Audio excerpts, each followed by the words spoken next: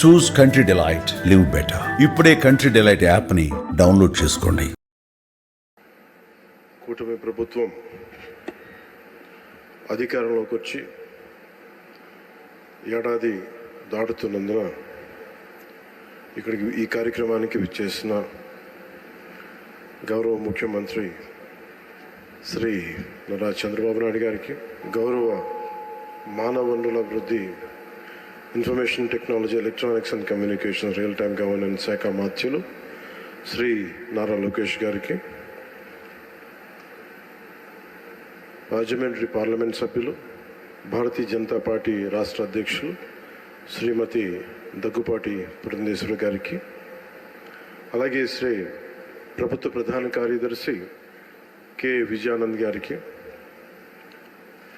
నా హృదయపూర్వక నమస్కారాలు. సుపరిపాలనలో తొలి అడుగు కార్యక్రమానికి విచ్చేసిన గౌరవ కేంద్ర మంత్రి వర్యులందరికీ పేరు పేరున, అలాగే రాష్ట్ర మంత్రి వర్యులకి పేరు పేరున, గెలిచిన పార్లమెంట్ సభ్యులకి, గౌరవ శాసన మండలి సభ్యులకి, శాసనసభ్యులకి పేరు పేరున నా హృదయపూర్వక నమస్కారాలు. అఖిల భారత సర్వీస్, ఆల్ ఇండియా సర్వీసెస్ అధికారులందరికీ, నియోజకవర్గ ప్రత్యేక అధికారులకి అందరికీ నా హృదయపూర్వక నమస్కారాలు, ధన్యవాదాలు మీరు ఇక్కడికి విచ్చేసినందుకు. ఈ సంవత్సరం మేము పూర్తి చేసుకోవటం చాలా కష్టాల మధ్య వచ్చాం. మేము చాలా ఒత్తిడి మధ్య ఒక 5 సంవత్సరాలు, ప్రత్యేకించి నేను 2014 నుంచి రాష్ట్ర విభజన జరిగినప్పటి నుంచి ఆంధ్రప్రదేశ్ అభివృద్ధి బాగుండాలని ఆకాంక్షించే వ్యక్తిని.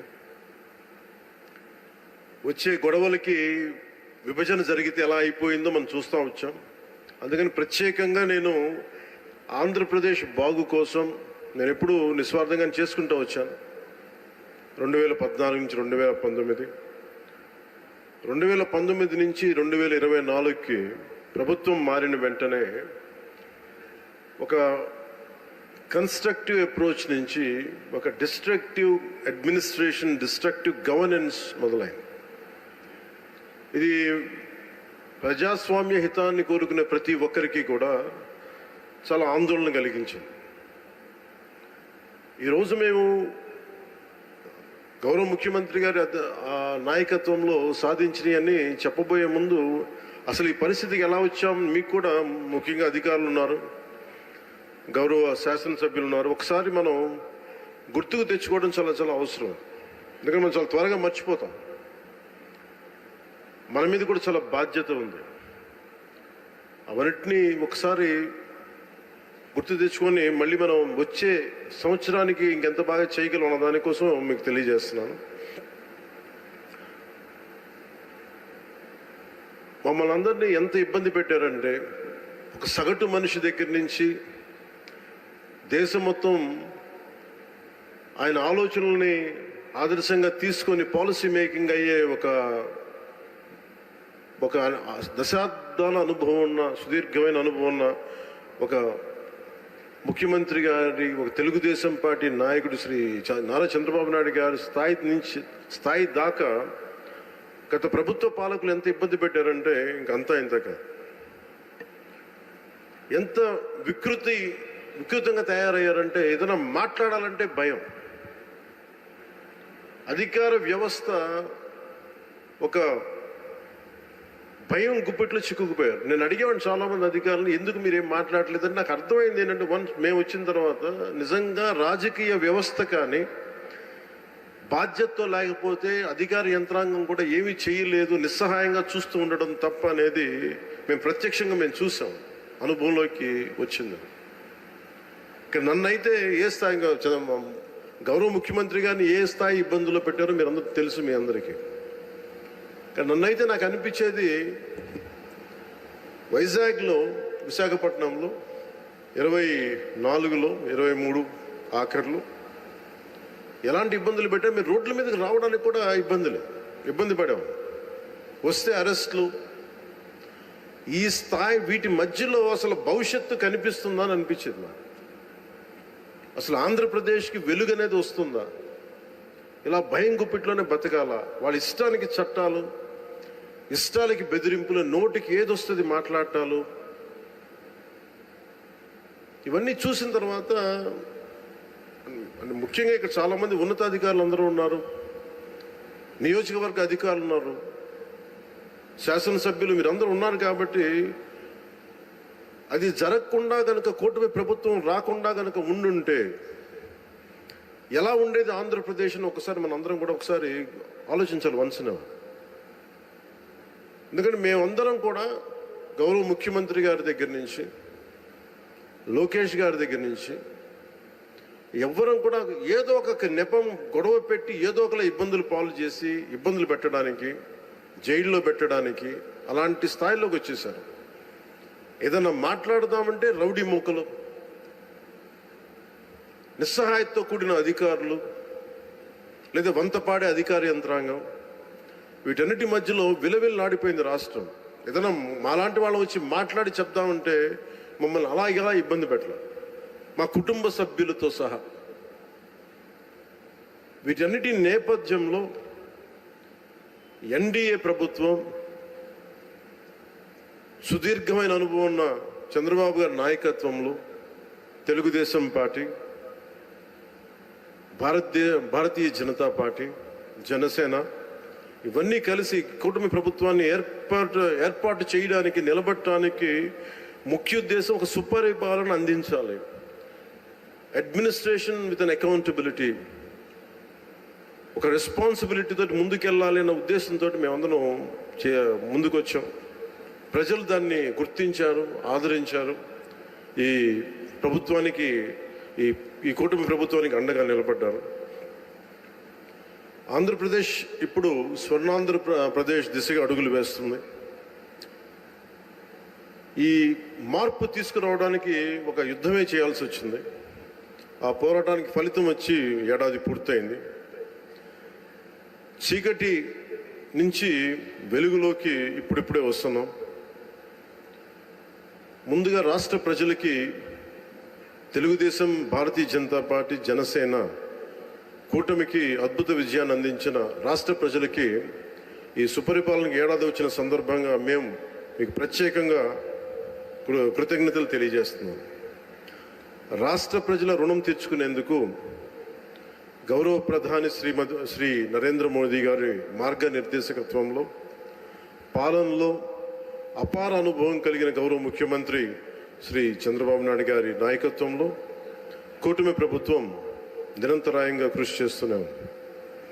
ఒకవైపు కుదేలైన ఆర్థిక వ్యవస్థ, అస్తవ్యస్త విధానాలతో ఉన్న ఈ నడిపిన ప్రభుత్వాన్ని తిరిగి గాడిని పెట్టడానికి గౌరవ ముఖ్యమంత్రి గారి అపారమైన అనుభవం మా అందరికీ ఎంతో బలాన్ని ఇస్తూ ఉంది. అలాగే గౌరవ ప్రధానమంత్రి శ్రీ నరేంద్ర మోదీ గారి కేంద్రం నుంచి అందిస్తున్న సహాయ సహకారాలతోటి, ముఖ్యమంత్రి గారి పాలనా దక్షతతోటి, మంత్రివర్గ సహచరుల మద్దతుతోటి స్వర్ణాంధ్రప్రదేశ్ విజన్ 2047 వికసిత్ భారత్ లక్ష్యాల సాధన దిశగా ముందుకు వెళ్తూ ఉంది.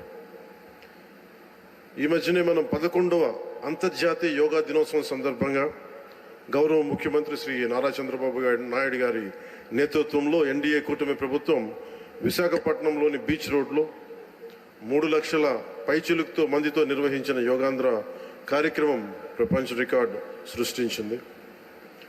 అలాగే రాష్ట్ర ప్రభుత్వ పథకాల్లో నేను చాలా సందర్భాలు అడిగేవాడిని ముఖ్యమంత్రి గారిని. ఎలక్షన్ సమయంలో మనం ఈ సూపర్ 6 ఇలాంటివన్నీ ఎలా చేయగలం ఏంటని మాట్లాడితే ఆయన ఎప్పుడు కూడా అనేది ఏంటంటే, డెవలప్మెంట్తో పాటు మనం వీటిని ఏవైతే ప్రజలకు అవసరం అయితే ఉన్నాయో అవి కూడా ఇవ్వాల్సిందే మనం అని చెప్పేసి, ముఖ్యంగా ఆయన 3,000 దాకా ఉన్న పెన్షన్ని ఆయన రాగానే 4,000కి పెంచగలిగారు. దివ్యాంగులకు ఇచ్చే పెన్షన్ 3,000 నుంచి 6,000. దివ్యాంగులు కొన్ని సంవత్సరాలుగా నా దృష్టిలో ఉంది, అందరూ ముఖ్యమంత్రి గారి దృష్టిలో ఉంది, మాకు పెంచండి అని అంటుంటే అది కుదరలేకపోయింది ఎవరికి, ఏ ప్రభుత్వానికి కూడా. కానీ ముఖ్యమంత్రి గారి నాయకత్వంలో ఆయన ఫినాన్షియల్ మేనేజ్మెంట్ అద్భుతం కాబట్టి 3,000 నుంచి 6,000కి పెంచారు. అలాగే ఈ సామాజిక పెన్షన్స్ చాలా అవసరం ఇవన్నీ చెప్పి వీటి కోసం 1,939 కోట్లు గత ప్రభుత్వం వెచ్చిస్తే కూటమి ప్రభుత్వం 2,717 కోట్లు ఖర్చు చేస్తూ 63 లక్షల మందికి ఇది చేయూతనిస్తాం. ఆకలితోటి ఏదైనా బయటికి వెళ్ళి తిందాం తక్కువ ధరతో అనే అన్నా క్యాంటీన్ని మూసేసిన ప్రభుత్వాన్ని తిరిగి కూటమి ప్రభుత్వం రాగానే పునరుద్ధరించింది. 204 అన్నా క్యాంటీన్లు తిరిగి ప్రారంభించి సగటున రోజుకి 3 లక్షల మంది ఆకలి తీరుస్తాం. అలాగే దీపం పథకం ద్వారా తొలి విడతలో 1.15 కోట్ల గ్యాస్ సిలిండర్ని ఉచితంగా అందించారు. ఈ పథకం కోసం కూటమి ప్రభుత్వం 5 ఏళ్లలో 13,423 కోట్ల మొత్తాన్ని ఖర్చు చేయటం. అలాగే మత్స్యకార సోదరులకి దాదాపు 1,22,965 మందికి 266 కోట్లు అందజేసిన 20,000 రూపాయల చొప్పున. అలాగే నారా లోకేష్ గారు ప్రత్యేకించి ఆయన తీసుకున్న ఈ ఎడ్యుకేషన్ ఈ శాఖల ద్వారా ప్రత్యేకించి నాకు వ్యక్తిగతంగా నచ్చింది అని చేసింది డొక్కా సీతమ్మ మధ్యాహ్న భోజన పథకం పెట్టడం. ఎంతసేపు ప్రభుత్వ పథకాలకి గత ప్రభుత్వంలో ఆయన పేర్లు పెట్టుకోవడం, వారి పేర్లు పెట్టుకోవడం కంటే కాకుండా ఎవరైతే సమాజానికి ప్రేరణగా ఉన్నారో అలాంటి వారి పేర్లు పెట్టడం మనస్ఫూర్తిగా సర్వేపల్లి రాధాకృష్ణన్ గారి మన కిట్స్, స్కూల్ కిట్స్ అందించడం, ఇలాంటి చాలా రెవల్యూషన్ నిర్ణయాలు తీసుకున్న నారా లోకేష్ గారికి నా ప్రత్యేకంగా నా ధన్యవాదాలు తెలియజేస్తాను. ఇట్స్ క్వైట్ ఇన్స్పైరింగ్ అనిపించింది. అలాగే తల్లికి వందనానికి దాదాపు 67 లక్షల మందికి పైగా విద్యార్థులకు లబ్ధి చేకూరింది. ఈ మొత్తంలో 1,346 కోట్లు పాఠశాలల అభివృద్ధికి వెళ్తూ ఉంది. 10,000 చొప్పున 10,091 కోట్లు ఖర్చు చేస్తున్న ఈ పథకం 67 లక్షల మందికి పైగా లబ్ధి. గత ప్రభుత్వం జాబ్ క్యాలెండర్ పేరిట మీద యువతని సరిగ్గా వదిలేసింది. ఒక్క డిఎస్సి కూడా నిర్వహించిన పాపాన్ని పోలేదు. కూటమి ప్రభుత్వం వచ్చిన వెంటనే 16,347 ఉపాధ్యాయ నియామకాలకు మెగా డిఎస్సి నోటిఫికేషన్ విడుదల చేసింది. వైసీపీ హయాంలో ఉపాధి కోసం యువత పక్క రాష్ట్రాలకు వెళ్ళిపోయే పరిస్థితుల్లో కూటమి ప్రభుత్వం నారా చంద్రబాబు గారి నాయకత్వంలో 20 లక్షల ఉద్యోగాల కల్పన దిశగా చాలా బలమైన ప్రణాళికలు సిద్ధం చేస్తూ ఉంది. 6,100 పోలీసు ఉద్యోగాల నియామకాలకు చర్యలు తీసుకుంది. ముఖ్యంగా గత పాలనలో లక్షలాది భవన నిర్మాణ కార్మికులు ఉపాధి కోల్పోయారు, నిర్మాణ రంగం కుదేలైంది. అలాంటి వాళ్ళకి కూటమి ప్రభుత్వం రాగానే ముఖ్యమంత్రి గారు ఒకటి చెప్పిన ఉచిత ఇసుక విధానాన్ని అమలు చేయాల్సిందని చెప్పి చేసినందుకు ప్రత్యేకంగా భవన నిర్మాణ కార్మికుల తరపున ముఖ్యమంత్రి గారికి నా కృతజ్ఞతలు తెలియజేసుకుంటున్నాను. ఏడాది కాలంలో బ్రాండ్ ఏపీని పునరుద్ధరించడం ద్వారా 9.4 లక్షల కోట్ల పెట్టుబడుల్ని ఆంధ్రప్రదేశ్ ఆకర్షించింది. తద్వారా 6 లక్షల ఉద్యోగాల కల్పనకు ఇది దారి వేస్తుంది. గత 5 ఏళ్లలో గజానికి గొంతగా మారిన రాష్ట్ర రహదారులకు పునర్జీవం నింపుతూ 20,000 కిలోమీటర్లు R&B రోడ్లకి మరమ్మతులు చేసింది. వైసీపీ గత పాలనలో ల్యాండ్ యాక్ట్ని రద్దు చేసే ఒక ల్యాండ్ యాక్ట్ని తీసుకొచ్చింది. దాన్ని రద్దు చేసి కూటమి ప్రభుత్వం రాగానే చంద్రబాబు గారి నాయకత్వంలో ఆ యాక్ట్ని రద్దు చేసి ప్రజల ఆస్తులకి రక్షణ కల్పించే విధంగా చర్యలు చేపట్టింది. గత ప్రభుత్వంలో BC, SC, ST, minority subplan నిధుల్ని సైతం ఇష్టారాజ్యంగా మళ్లించి వెనుకబడిన వర్గాల వారికి ద్రోహం చేసింది. కూటమి ప్రభుత్వం సబ్ప్లాన్ నిధులు దుర్వినియోగం కాకుండా చేపట్టి ఆయా వర్గాల స్వయం ఉపాధి పథకాలకి వెచ్చిస్తూ ఉంది. ప్రత్యేకించి నేను పంచాయతీరాజ్ శాఖని నేను నిర్వహిస్తున్నాను కాబట్టి దానికి సంబంధించి కొంచెం చెప్తాను మీకు. పంచాయతీరాజ్ గ్రామీణాభివృద్ధి శాఖ బాధ్యతలు స్వీకరించిన వెంటనే సర్పంచులు తలెత్తుకునేలా మొదటి అడుగు వేయడమైంది. జాతీయ పండుగలైన స్వాతంత్ర దినోత్సవం, గణతంత్ర వేడుకలకు నిర్వహణకిచ్చే నిధుల్ని మైనర్ పంచాయతీలకు 100 నుంచి 10,000కి, మేజర్ పంచాయతీలకు 250 నుంచి 25,000కి పెంచాం. గ్రామాన స్వాతంత్ర గణ దినోత్సవ వేడుకలను ఘనంగా నిర్వహించుకునే అవకాశం కల్పించి ఆత్మగౌరవాన్ని కాపాడాం. సర్పంచుల ఆత్మగౌరవాన్ని గ్రామ స్వరాజ్య సాధన లక్ష్యంలో ఒకే రోజున 13,326 పంచాయతీల్లో గ్రామ సభలు నిర్వహించి ఒక సరికొత్త రికార్డు సాధించాం. ఇది పల్లె పండుగ ద్వారా గ్రామీణ రహదారులకి ఒక కొత్త కళ తీసుకొచ్చాం. రైతులకి అండగా మినీ గోకులాలు, నీటి కుంటలు చాలా తక్కువ కాలంలోనే తవ్వించాం. మహాత్మా గాంధీ జాతీయ గ్రామీణ ఉపాధి హామీ పథకం ద్వారా రాష్ట్ర వ్యాప్తంగా 46,94,000 కుటుంబాల్లో 75,23,000 మంది ఉపాధి శ్రామికులకి వారి సొంత గ్రామాల్లోనే ఉపాధి కల్పించాం. 2024-2025 ఆర్థిక సంవత్సరంలో 5,10,000 కుటుంబాలకి 100 రోజులకు పని కల్పించాం. అలాగే ఈ అడవి తల్లి బాట కార్యక్రమానికి ప్రత్యేకించి గౌరవ ముఖ్యమంత్రి గారికి నా ధన్యవాదాలు తెలియజేస్తా ఉన్నాను. 70 సంవత్సరాలుగా రోడ్లు లేని ఎన్నో ఈ గిరిజన గ్రామాలకి 105 కోట్లు నిధులు అవసరమైంది. వారికి ఒకరోజు ప్రత్యేకంగా తెలియజేస్తే ఆయన దాన్ని అర్థం చేసుకుని వెంటనే దానికి సంబంధిత నిధులు రిలీజ్ చేయటం వల్ల ఈ రోజున గిరిజన గ్రామాలను అనుసంధానిస్తూ 1069 కిలోమీటర్ల రోడ్ల నిర్మాణానికి శ్రీకారం చుట్టాం. ఇందులో ప్రధానమంత్రి ఆదివాసీ న్యాయ మహా అభియాన్ పిఎం జన్మన్ పథకం ద్వారా 555.61 కోట్లతోటి 613 కిలోమీటర్ల రోడ్ల నిర్మాణం జరుగుతున్నాయి. డోలీ మోతలు లేని గిరిజన గ్రామాలు లక్ష్యంగా ముందుకు వెళ్తున్నాయి. అలాగే పర్యావరణం, అటవీ మరియు శాస్త్ర సాంకేతిక సంబంధించి ముఖ్యమంత్రి గారు మాకు ఒకటే ఆదేశం ఇచ్చారు. రాష్ట్ర విస్తీర్ణంలో 30% ఉన్న అటవీ భూమిని కనీసం మనం మనం ఈ 5 వైడ్లో అయ్యేలోపు మనం కనీసం దాన్ని 50% తీసుకెళ్ళాలి, తక్కువ 37% వెళ్ళాలి అనేది ఆదేశాలు ఇచ్చారు. ఆ విధంగా ప్రణాళికలు రూపకల్పన చేస్తున్నాం.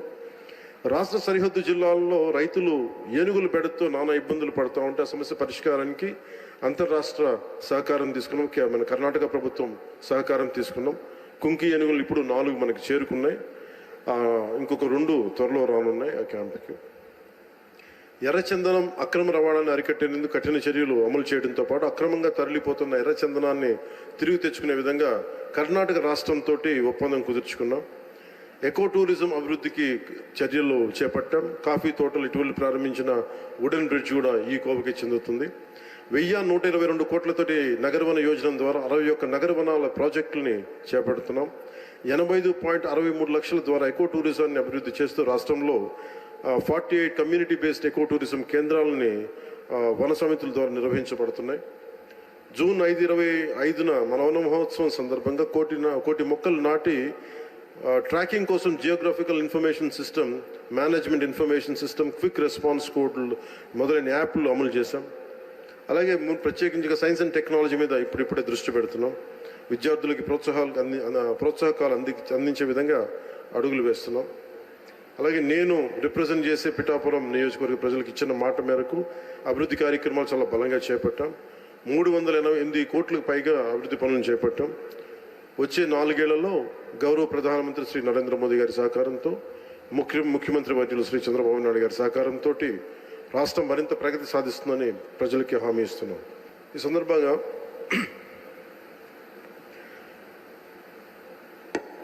సరైన ఎంత రిలవెన్స్ నాకు తెలియదు, కానీ గత ప్రభుత్వ పాలకులు అధికారంలో లేకపోయినప్పటికీ కూడా, ప్రతిపక్షంలో కూడా వారికి అంత బలం లేకపోయినప్పటికీ కూడా వారి రౌడీజం కానీ, వారి అసాంఘిక విధానాలు కానీ, వారి ఎనార్కిస్ట్ అప్రోచ్ కానీ ఏమాత్రం మారలేదు. ఇది చాలా ప్రతి ఒక్కరికి కూడా చాలా లోపలగా తెరిచి చూడాల్సిన అంశం. ఇది వారికి ఎవ్వరికీ కూడా ప్రజాస్వామ్య విధానాల మీద ఏమాత్రం గౌరవం లేదు. పోలీస్ అధికారులు వాళ్ళు తప్పులు చేసే పోలీస్ అధికారులు వాళ్ళని అరెస్ట్ చేసి నిలువరిస్తే మటుకు మేము వెంటాడుతాం, will hunt you no matter where you are, మీరు ఎక్కడ విదేశాల్లో ఉన్నా వెంటాడుతామనే ఈ స్టేట్మెంట్స్ చాలా ఇబ్బంది కలిగిస్తూ ఉన్నాయి. ఇది వారికి సందర్భంగా తెలియజేస్తూ ఉన్నాం. ఇది ఈ గవర్నమెంట్ నారా చంద్రబాబు నాయుడు గారి నాయకత్వంలో కూటమి ప్రభుత్వం ఇలాంటి అసాంఘిక చర్యల్ని ఏమాత్రం సహించం. ముఖ్యంగా ఆడపిల్లల భద్రత ఈ రాష్ట్రానికి చాలా కీలకమైంది. వీటికి ఆడపిల్లల భద్రతకు సంబంధించిన కానీ అనార్కిస్ట్ అప్రోచ్ కానీ రాష్ట్రంలో ఉంటే ఏమాత్రం సహించే విధానం ఈ కూటమి ప్రభుత్వానికి లేదు అనేది మీ అందరికీ చాలా ప్రత్యేకంగా మేము తెలియజేస్తున్నాం. వారికి కూడా బెదిరించే వాళ్ళకి ఈ సందర్భంగా ఒకటే తెలియజేస్తున్నాం, గొంతుకులు కోస్తాం, కుత్తుకలు కోస్తాం ఇలాంటి నినాదాలకి భయపడే వాళ్ళం ఎవరూ లేము ఇక్కడ. అలాంటివన్నీ చూసే మిమ్మల్ని మీలాంటి వాళ్ళని ఎదుర్కొని ఇక్కడ దాకా వచ్చాం. ఇలాంటి పిచ్చి బెదిరింపులు కానీ పనికి మాలిన బెదిరింపులు కానీ దయచేసి చేయకండి. తాటాక చప్పులకి ఇక్కడ ఎవరు భయపడేవారు లేరు. ఇంకా సంస్కారం ఉంది కాబట్టి, మాట మీద గౌరవం ఉంది కాబట్టి ఇంకా చాలా పద్ధతిగా మాట్లాడుతున్నాం. ముఖ్యంగా అధికార యంత్రాంగం అందరికీ, right from constituency level to the state level, my appeal to all the officials, make sure you implement the good governance. ముఖ్యంగా లా అండ్ ఆర్డర్కి సంబంధించి మటుకు కరప్షన్ లేని విధానాలతోటి ముందుకెళ్లాలని మనస్ఫూర్తిగా కోరుకుంటా ఉన్నాం. అలాగే ఏ విధమైన ఇబ్బందులు కలిగించినా, చాలామందికి ఒక ఆలోచన ఉండొచ్చు, మళ్ళీ ఆ ప్రభుత్వం వస్తే ఏమవుతుంది, ఆ ప్రభుత్వం రావట్లేదు. ఇది ఎందుకు చెప్తున్నానంటే, ఇది I want to give you confidence, I want to empower you. ఎందుకంటే మేమందరం ఇంక సహించడానికి సిద్ధంగా లేవు ఇక్కడ. ఈ కూటమి ప్రభుత్వం తక్కువ మేము మాట్లాడుకుంది 15 నుంచి 20 ఏళ్ళు ఉండాలి. ఎందుకు అనుకున్నామంటే, ఆంధ్రప్రదేశ్ వికసిత్ ఆంధ్రప్రదేశ్గా ఉండాలి, వికసిత్ భారత్లో భాగంగా ఉండాలి. అంటే ఈ ఐక్యత చెడగొట్టే పరిస్థితుల్లో నేను లేను, ఎవరు కూడా లేవు. అలాగే ఇది గత ప్రభుత్వ పాలకులు కూడా ఇది గుర్తుపెట్టుకోవాలి. మీరు కనుక ఇలా అలాగే ప్రత్యేకించి రోడ్ల మీదకి వచ్చి బ్యానర్లు పట్టుకొని గొంతుకులు కూసేస్తాం, సినిమాలు చెప్పడానికి చాలా బాగుంటాయి ఇవి. నా సినిమాల నుంచి వచ్చిన వాడిని, సినిమాలు చెప్పడానికి చాలా బాగుంటాయి. నిజ జీవితంలో నమ్మి మోసపోకండి. కాలు మక్కిలు ఎరకొట్టు కింద కూర్చోబెడతాం. జాగ్రత్త, పిచ్చి వేషాలు వేయకండి ఎవరు కూడా. ఇవి సరదాగా ఉండే విషయాలు కాదు ఇవి. శాంతి భద్రతలను ఏమాత్రం క్షీణిస్తే చిన్నపాటిది కూడా సహించం. మీకు బలంగా తెలియజేస్తాం ప్రజలందరికీ కూడా. పిచ్చి మాటలు మాట్లాడకండి ఎవరు. సరదాగా లేం మేము ఇక్కడ. చాలా దెబ్బలు తిని వచ్చాం ఇక్కడ దాకా, చాలా దెబ్బలు తిని వచ్చాం. 5 స్టార్ హోటల్స్లో ఉన్నా కానీ రక్షణ లేని పరిస్థితిలో ఉండేది. రోడ్ల మీదకి లాక్కొచ్చి మహిళలను కూడా వీళ్ళు జైల్లో పెట్టిన వ్యక్తులు. అవన్నీ తట్టుకొని నిలబడ్డామంటే ఇంకా మేము సంస్కారంగా ఉండాలి. With the constitutional guide lines, with in the frame work of law ఉండాలి. కాబట్టి చాలా పద్ధతిగా మాట్లాడుతున్నాం.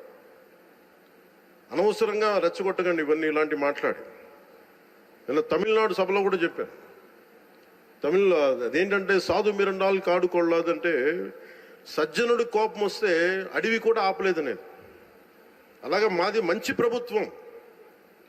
నారా చంద్రబాబు గారి నాయకత్వంలో ఉన్న కూటమి ప్రభుత్వం మంచి ప్రభుత్వం, మెతక ప్రభుత్వం కాదు. ఇది సమర్థవంతమైన ప్రభుత్వం, అభివృద్ధి చేసే ప్రభుత్వం, కానీ మెతక ప్రభుత్వం కాదు. ఇది పిచ్చి వేషాలు వేసే తొక్కి నారా తీస్తాం, గుర్తుపెట్టుకోండి. ఇది సంస్కారం ఇది సభకి కరెక్ట్ కాకపోయినా చెప్తున్నాను ఇది. ఎందుకంటే మేము చాలా దెబ్బలు తిని వచ్చాం కాబట్టి మళ్ళీ ప్రజల్లో భయాందోళన చేద్దామని పిచ్చి వేషాలు వేస్తే ఏ మాత్రం ఉపేక్షించాం.